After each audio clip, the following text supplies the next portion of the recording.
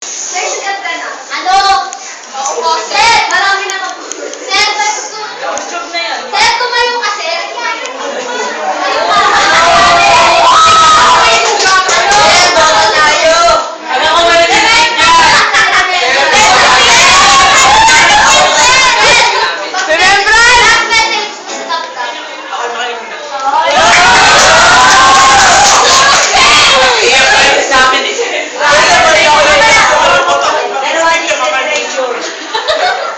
Ay, Nick. First of all, alam mo na yung balak no? Ano pa yan? My God! Alam mo na yung balak ko, natatawa kayo na sa inyo, hindi ko pinapatulan yung ingay. Kasi first of all, kayo na talaga nag-effort sa akin magbabre. Kami lang ba, sir? Mahal ka na. Kahit na!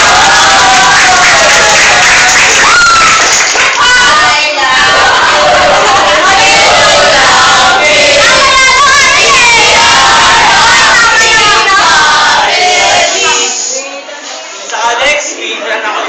Magpaka-birthday kayo mag-duty ha.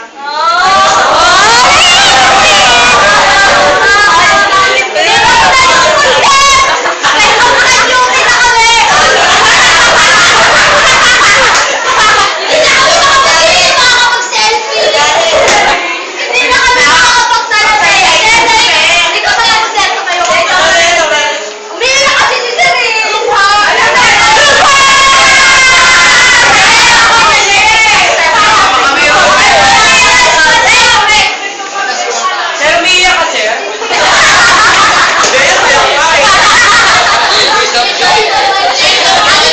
Eto na! Seryoso na! Alin! Wait lang kasi! Huwag mo na kayo magsalita! Sir, hindi ako makapagsalita, oh! Patay ka mo na. Una sa lahat, sir, nung unang dating ka dito, ang napansin ko sa'yo, yung ilong mo. Wala lang, sir. Wala tanong sa akin. Pero alam ko, sir, nung una, wala lang, petiks-petiks lang kami sa English kasi nung una wala talaga kami teacher. Tapos nung dumating si Ma'am Kanyute, parang nagkaroon ng dilubyo sa buhay. Kasi sir, nagka-teacher na kami sa English. Kasi na tayo, birthday kasi nag-capture. Tapos nung nangyari kasi, bigla kang dumating sa dapdap. Unexpectable yun.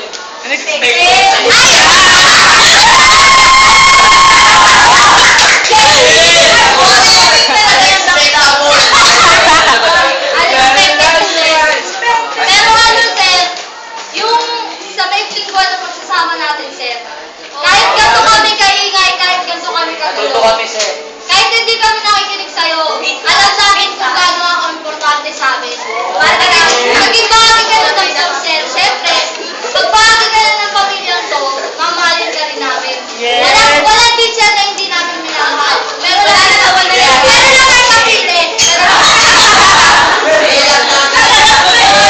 Pero sir, alam mo, pinakamagandang nangyari talaga, yung nag-walk out ka daw, tapos bumalik ka.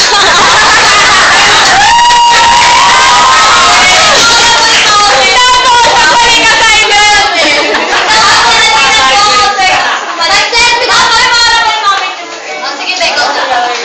Tapos pinapatulan mo yung mga knock-knock ni Bilog, kahit ang funny. Pinapatulan mo yung joke namin, kahit hindi ka natatawa, pinipinit mo na lang. Tapos